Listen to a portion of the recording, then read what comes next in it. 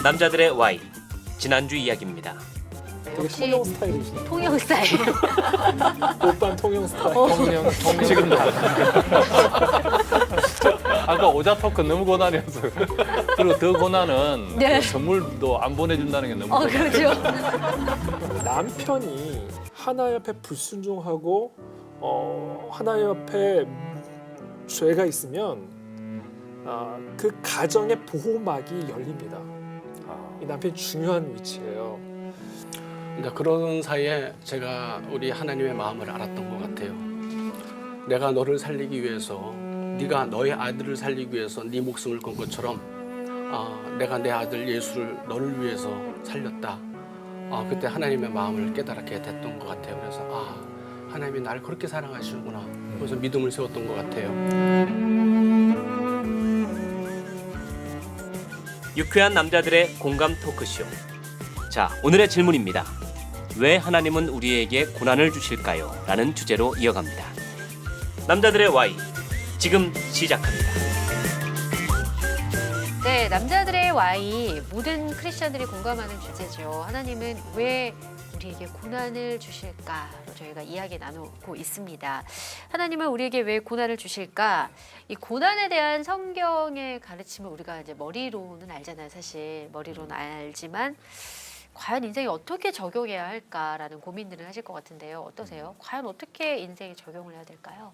우리 아나운서님께서 하나님께서 왜 나에게 지금 이 고난을 주시는가에 대한 그런 어떤 고민과 접근에 대한 말씀하셨는데, 일단 고난은 어떤 뭐랄까요, 그냥 오는 거예요. 그러니까 그냥 오는 것 같아요.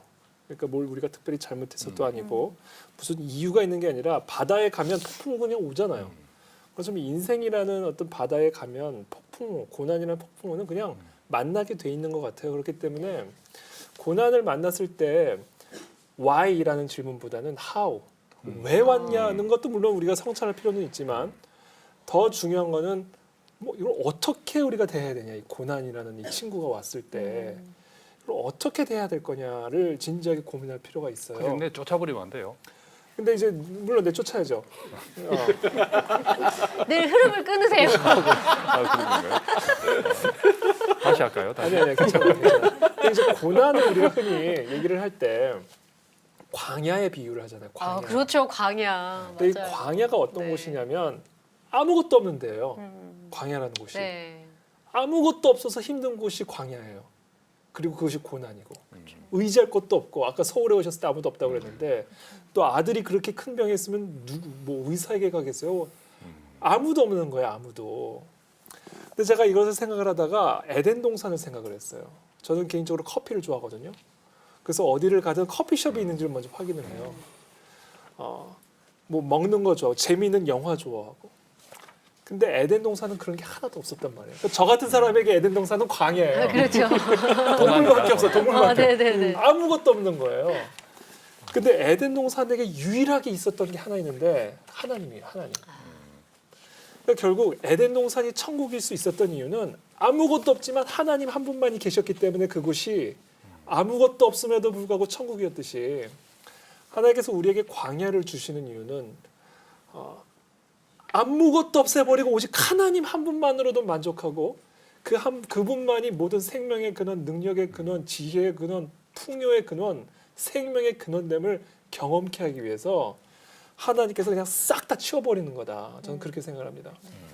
그래서 고난이 왔을 때 그렇다면 무엇을 해야 되냐? 그냥 하나님만 붙잡으면 되는 거예요.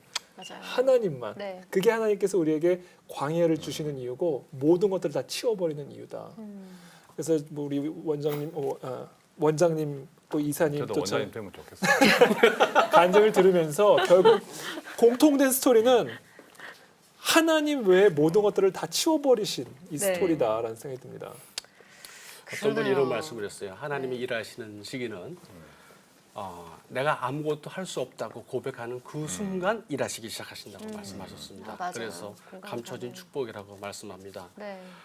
특히나 또 우리가 고난 중에 있는 많은 분들이 있죠. 저도 이제 어려움을 겪고 많은 눈물을 흘리고 10년이라는 시간이 작은 시간은 아닙니다만은 지금 이렇게 기쁘게 감사할 수 있는 것들에서 많은 동역자들의 위로와 도움이 있었어요.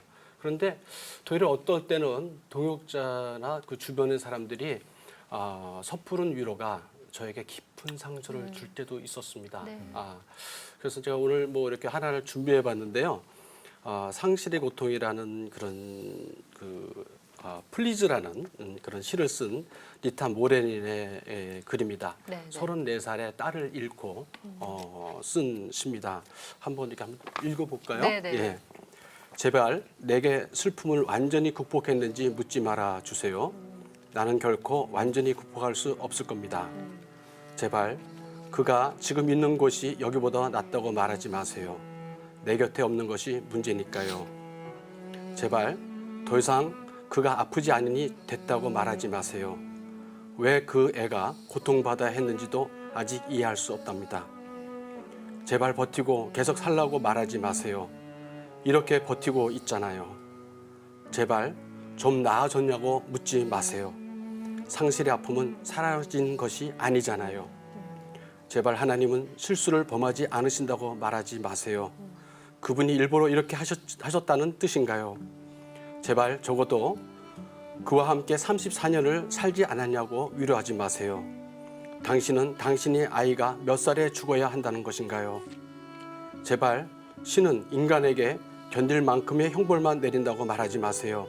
인내력의 정도를 누가 결정하나요? 제발 당신의 마음이 아프다고만 말해주세요. 제발 그 아이를 기억하고 있다고만 말해주세요. 진실로 기억하고 있다면요. 제발 내가 말하고 싶을 때 그 말을 들어주세요. 그리고 제발 내가 울어야 한다면 울도록 내버려 두세요. 네. 한번 되돌아봤으면 좋겠습니다. 저도 많은 위로와 힘을 얻었습니다. 그런데 오히려 그 말이 다윗에게 정말 상처가 됐던 일이 있었어요. 또 오히려 그게 또 고난이 됐던 적도 맞아요. 있었습니다. 그래서 맞아요. 옆에 고난 당하시는 우리 동료나 동역자리 있을 적에 정말 조심스럽게 접근을 하셔야 될 거라 또 생각이 드네요. 어쨌든 우리가 고난이다고 싶을 때는 하나님이 안 보여요. 아무도 안 보이는 거죠.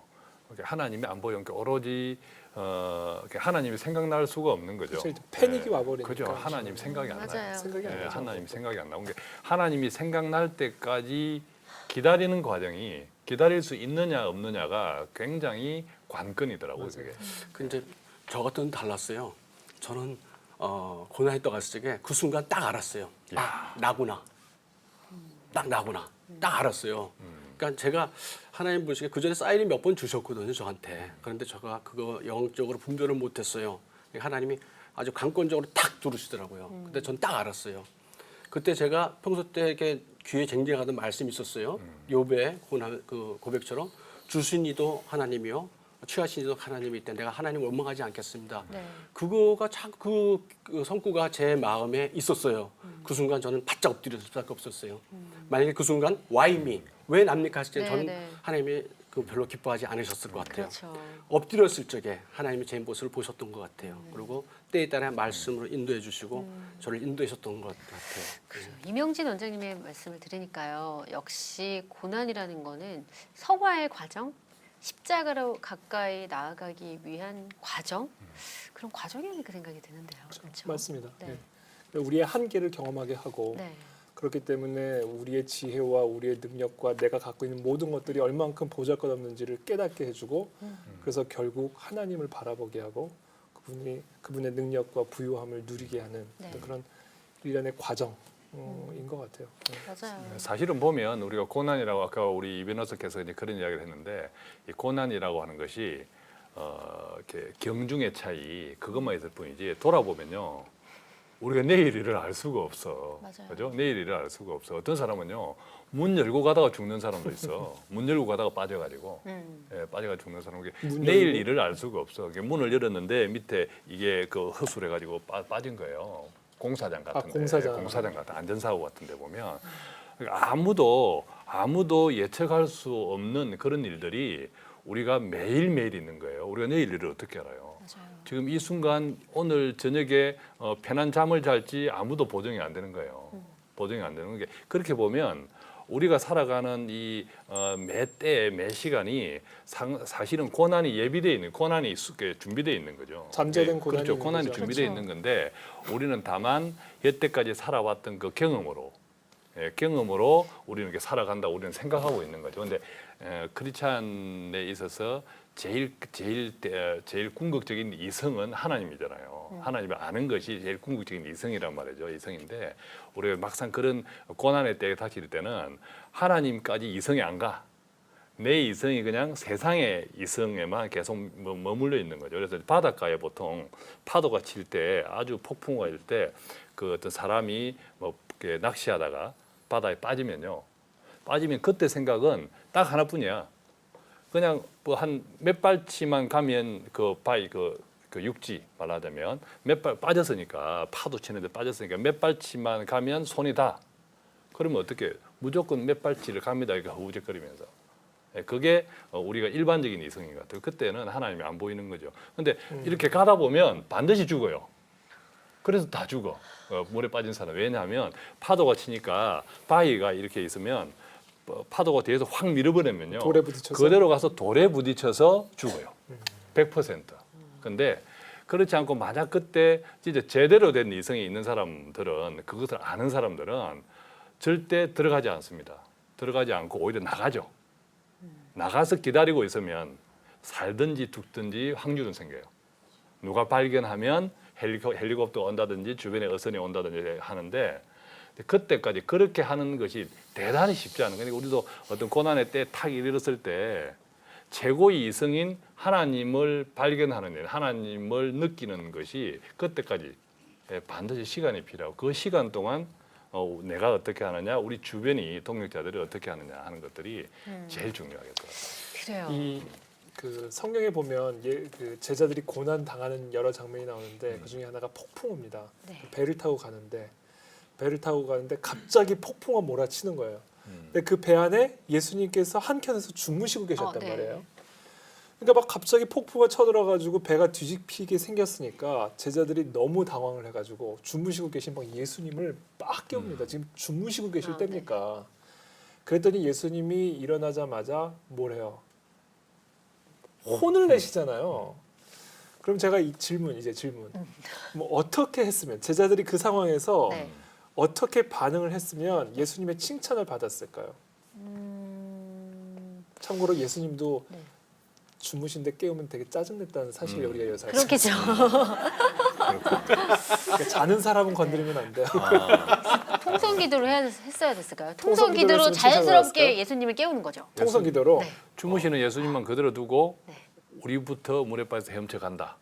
아 폭풍은 그럼 다 죽죠. 아, 그렇구나. 네. 정말 생뚱맞은 제가 태어나서 처음 가장 생뚱맞은 대답이었습니다. 제가 제일 내가 모범적인 여러 분에게 답변입니다. 질문했는데 가장 생뚱맞은 그렇죠. 아니 푹 주무시게. 푹 주무시게. 푹 주무시게. 우리 있으면 방해되니까. 역시 기발하세요. 네. 원장님은 어떻게 생각해요? 어떻게 하면 칭찬을 받았을까요? 글쎄요, 뭐 별 생각이 없어요. 너무 고난스럽습니다. 이건. 네. 너무 고난스러워요. 네, 사실 고난스러워요. 정답은 없어요. 네. 정답은 없는데 옆에서 같이 그냥 자면 칭찬을 받지 않았을까? 아, 이거는 그냥 제 조용히. 추측인데 네. 이거는 제가 드리고자 하는 핵심은 이게 아니라 일어나셔서 혼을 내시면서 뭐라고 얘기하시냐면 너희의 믿음이 어디 있느냐 이렇게 질문하시거든요. 저는 이 말씀이 되게 신기하게 들렸어요. 그러니까 지금 너희의 믿음이 왜 없냐가 아니라 너희 믿음이 어디에 있느냐. 그러니까 다시 말해서 믿음의 부재를 꾸짖는 것이 아니라 믿음의 위치를 가지고 지금 꾸짖고 계시는 거거든요. 그러니까 결국 뭐냐면 지금 이 제자들은요. 믿음을 어디에 두고 있었냐면 폭풍우에 두고 있었던 거예요. 이 폭풍우가 나를 삼킬 수 있을 거라는 믿음을 갖고 있었던 거예요. 예수님이 같은 배에 있는데도 불구하고 자신의 믿음을 예수님에게 둔 게 아니라 폭풍우에게 둔 거예요. 그러니까 예수님이 일어나자마자 너 믿음이 지금 어디 있냐? 너 믿음의 위치를 좀 확인해봐. 이 이야기거든요. 그러니까 사실 믿음의 부재가 중요한 게 아니라 우리는 무언가를 믿게 돼 있어요. 사람을 믿든지 돈을 믿든지 내 권력을 믿든지 무언가를 믿습니다. 근데 우리가 권력을 믿었을 때 권력이 사라지면 패닉 상태에 빠지게 되는 거예요. 그렇죠. 돈을 믿었는데 돈이 사라지면 패닉 상태에 빠지게 되는 거고. 그래서 그 순간 예수님이 우리에게 하시는 질문은 너 믿음이 지금 어디에 있느냐라는 질문이거든요. 그래서 결국 이런 어떤 우리 삶에 이런 폭풍을 만났을 때 우리가 적용해야 할 부분이 있다면 우리의 믿음을 어디에 두고 살아왔는지를 확인을 하고 그렇다면 나의 믿음을 과연 오직 예수 그리스도에게만 다시 한번 두는 어떤 믿음의 위치를 재조정하는 어떤 이런 과정으로 우리가 생각을 해야 되지 않을까. 믿음의 그렇게 위치의 생각- 조정. 예, 믿음의 위치의 조정.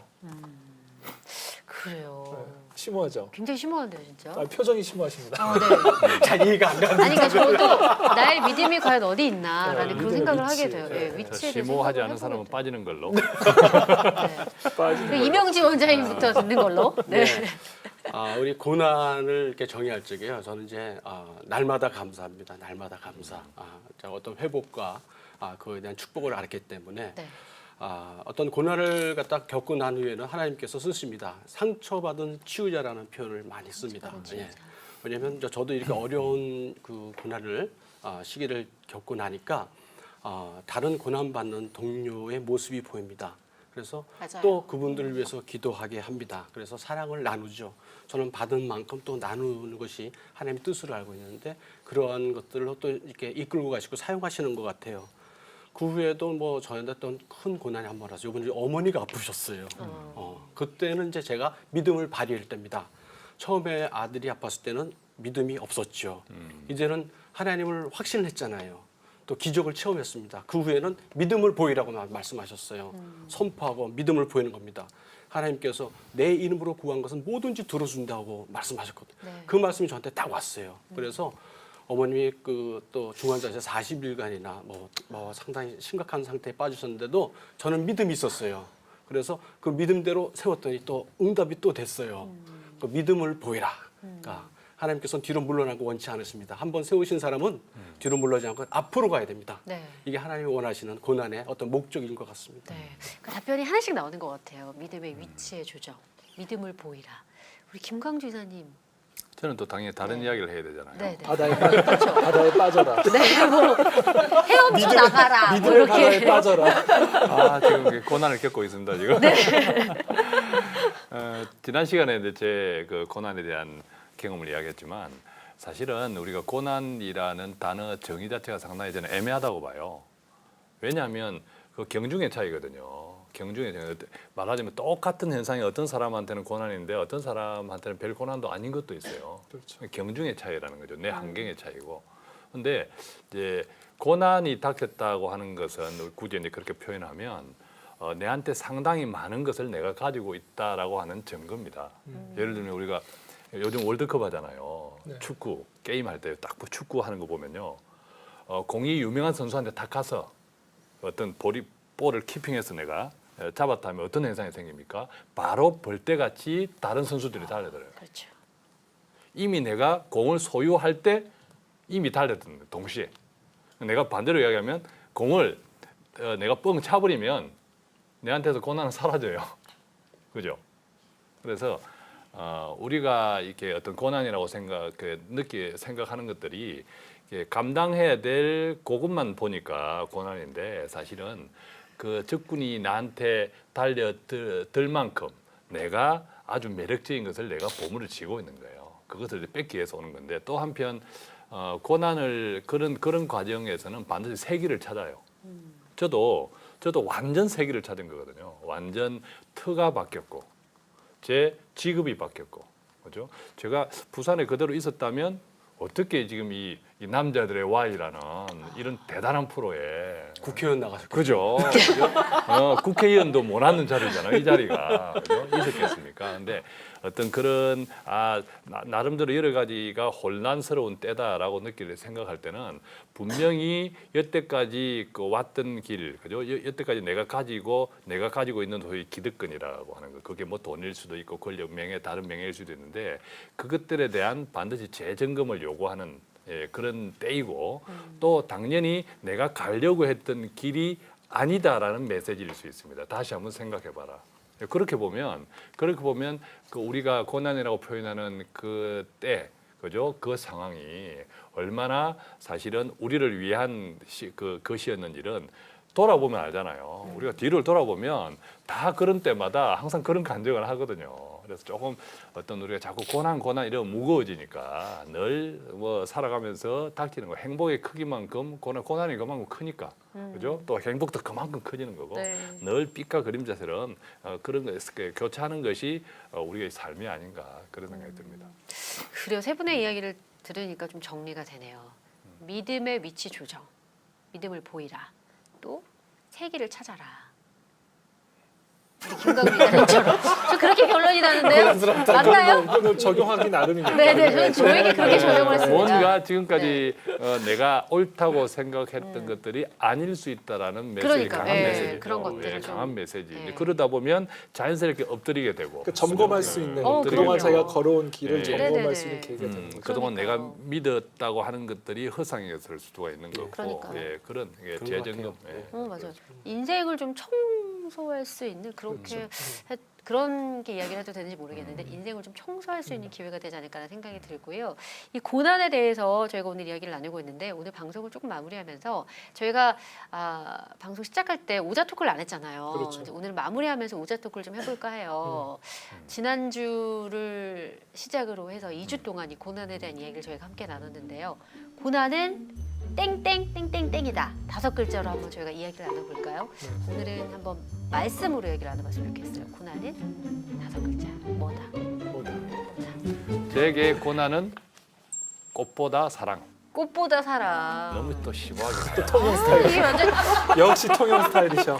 멋지다. 시적이에요. 네, 꽃보다 사랑. 꽃보다 네. 사랑. 오늘 의미까지 좀 들어볼게요. 의미까지요? 네. 물론 하나님께서 하신다면 꽃도 평생 지지 않은 꽃도 만들 수 있겠죠. 네. 하나님이 하신다면. 근데 하나님은 평생 지지 않는 꽃도 만들지 않았어요. 아주 아침에 반짝 피었다가 그냥 시드는 꽃도 있고요. 그죠? 한 철을 피었다가 시드는 꽃도 있고, 뭐 하루살이도 있고. 어쨌든 꽃은 그냥 피었다가 시드는 것이 하나님이 만든 꽃이에요. 그죠? 네, 하나님이 만든 꽃이에요. 근데 하나님께서 우리한테 고난이라고 하는 것은 저는 그래서 어떤 우리가 일회성으로 느낄 수 있는 즐거움, 만족, 그런 어떤 명예, 우리가 세상에서 보는 그런 것을 우리한테 주려고 하는 것이 아니라 하나님께서 우리가 영원히 변치 않는 어떤 사랑을 알게 하기 위해서, 알게 하기 위해서 우리한테 주는 것이 아닌가 그런 생각입니다. 그래서 꽃보다 사랑. 꽃보다 사랑. 굉장히 시적이에요. 진짜. 시작이에요. 너무 멋있다. 늘 시적입니다. 네. 연구 많이 했습니다. 그 두 분 중에 먼저 어떤 분? 저는 고난은 아싸라비아. 아싸라비아. 딱 다섯 글자네요. 네. 아사비야. 아싸라비아. 물론 고난은 아싸라비아가 아니죠. 네. 아이고 죽겠다인데 네. 아싸라비아라고 표현한 이유는 고난을 통해서 우리가 느끼게 될 또 누리게 될 결론적으로 그 열매를 생각하면 아싸라비아라는 의미입니다. 그 파스칼이라는 철학자가 쓴 팡세라는 책을 보면 어떤 얘기를 했냐면 죽지 않는다는 보장만 있다면 질풍노도는 오히려 유쾌한 일이다 이런 말을 했습니다. 사실 생각을 해보세요. 우리가 배를 탔는데 죽지 않는다는 보장만 있으면 그냥 밋밋한 바다를 가는 것보다 질풍노도는 얼마나 유쾌한 일이에요. 우리가 뭐 자연 에버랜드나 이런 데 가서 돈을 내고도 하는데. 360도 타는 이유가 뭐 돈 그쵸. 내고 죽지 않는다는 보장이 있기 때문에 그렇죠. 타는 거예요. 그 재미있는 거예요. 네, 네. 죽을 수도 있습니다. 그럼 누가 타겠어요? 그렇죠. 우리는요, 하나님의 자녀들은 죽지 않는다는 보장을 받은 사람들이에요. 왜냐하면 전능하신 하나님이 계시기 때문에 우리의 인생은 절대로 넘어지지 않고 절대로 망하지 않고 절대로 죽지 않는다라는 보장을 받은 그런 인생입니다. 그렇기 때문에 우리에게 다가오는 고난은 우리의 믿음을 환경에 두지 않고 하나님에게만 둔다면 우리에게 주어지는 여러 어려움들, 질풍노도는 오히려 유쾌한 일이 될 수 있다. 그래서 우리의 고난의 믿음의 그 위치를 다시 한번 재조정해서 아싸라비아한 인생 아싸라비아. 되기를 축복합니다. 아싸라비아 아싸라비아. 콜롬비아. 네, 우리 이명재 원장님은 저는 고난은 좀 회복과 감사 이렇게 5글자로 회복과 감사. 하고 싶습니다. 혹시 장로님이십니까? 네. 아니 뭐 우리 목사님은 아싸라비아 같은 아싸라비아 생각은 안 하셨는데. 났어요. 제가 뭐가 돼요? 목사는 아싸라비아 하거든요. 고난스럽고 다시 할까요? 받은 은혜가 너무 감사하기 때문에 네. 날마다 감사하고 하나님께서 이렇게 무익한 사람을 사랑하신다는 걸 알 때마다 너무 감사하죠. 그리고 회복된 게 감사하고 고난은 정말 감춰진 축복입니다. 네, 맞아요. 저도 좀 생각을 해봤어요. 항상 이제 세 분에게만 제가 궁금해요. 네, 시키잖아요. 저도 생각을 해봤는데 학교 다닐 때 저희가 수학을 배우잖아요. 수학에 보면 사인, 코사인, 곡선이 있어요. 네. 갑자기 머리에 사인, 코사인. 전혀 기억이 네. 안 나요. 그래서 사인, 코사인이라고 정의를 좀 해봤는데 사인, 코사인, 곡선이요 반대로 가잖아요. 사인 곡선은 이렇게 가고 코사인은 반대로 이렇게 가잖아요. 그럴 거예요. 그러니까 어떻게 보면 뒤집으면 똑같거든요. 그렇죠. 네. 근데 우리의 인생도 마찬가지인 것 같아요. 우리 인생도 고난도 어떨 때는 최정점인 것 같은데 어떨 때 다시 돌아보면 이게 이 아래로 그렇지, 내려와 그렇지, 있어요. 그렇지, 그렇지, 예. 그렇지. 또 올라가기도 하고 내려오기도 하고 그게 정말 하나님께서 우리에게 주시는 우리 인생의 모습이 아닐까라는 생각을 이제 저도 나름의 고난을 받을 때 생각을 했었던 거였거든요. 네. 저희 어머니의 말씀을 좀 빌리자면 저희 어머니께서는 늘 그런 말씀을 하세요. 어려운 일을 당했을 때 그래 하나님께서는 사랑하는 우리 자녀들을 그냥 내버려 두시지 않아. 늘 어려운 일도 주시지만 그거보다 더 갑절의 축복을 주실 거야. 그 갑절의 축복을 기대하면서 살자라는 말씀을 하시거든요. 그래서 그때 말씀을 듣고 저는 사인과 콕사인 곡선이 생각이 났었는데 아마 우리 방송을 보시고 방송을 들으시는 분들도 아마 그러시지 않을까라는. 예, 여기서 제가 극동방송 다니는 티가 나네요. 야, 네. 사인, 코사인이 우리가 오자 토크에서 제일 제일 멋있던 멋있는데요. 1등. 자, 오늘 선물을 제가 받을까요? 상을 드리겠어. 사인 코에다 사인을 좀 해주세요. 아 그럴까요? 사인하면 저한테 보세요. 그럴까요? 제가 이민욱각을 사인을 코에 사인한다. 사인, 코사인. 괜찮은 답변이에요. 괜찮은. 네, 아주 멋있네요. 멋있어요. 마무리를 훈훈하게 잘 네, 하는 것 같습니다. 그래요. 이 고난이라는 게 성경에서도 보면 뭐 욥의 고난, 바울의 고난, 뭐 사무엘, 다니엘, 뭐 다윗의 고난 정말 많잖아요. 근데 그럼에도 불구하고 그 고난을 통해서 많은 성경의 인물들이 더 당당해지고 하나님 앞에 더 가까이 나아가는 게 아닌가라는 그런 생각이 들었습니다. 고난이 유익이라라는 그런 말씀도 있고요. 그리고 사방이 우겨쌈을 당해도 우리가 뚫린 구멍이 하늘이 있잖아요. 사실 하나님만 보고 살아가라는 그런 말씀인 것 같은데 오늘 하나님은 왜 우리에게 고난을 주실까요? 라는 주제로 또 저희가 이야기를 나누면서 정말 많은 이야기들을 함께 나눴습니다. 여러분의 삶에 고난이 있으시죠? 그 고난이 하나님께서 주시는 나의 십자가의 길이라고 생각을 하시고요. 그리고 그런 이야기가 있잖아요. 어느 바닷가를 걸을 때 뒤돌아보니 모래사장에 나의 발자국밖에 없는 거예요. 근데 그게 알고 보니 예수님께서 저를 안고 가셨다. 예수님의 발자국이 아니라 그런 이야기도 있는데요. 그런 말씀들을 기억하면서 우리 마음 가운데 하나님께서 주시는 그 고난, 이 고난이 언젠가는 축복으로 다가올 것을 믿으면서 그 고난들을 잘 이겨나갔으면 좋겠습니다. 남자들의 Y 오늘의 주제는요. 하나님은 왜 우리에게 고난을 주실까요? 였습니다. 이 이야기에 대해서도 여러분들의 많은 의견을 또 남겨주시고요. 또 많은 그 고난에 대한 이야기들, 간증들 함께 나눠주시면 감사하겠습니다.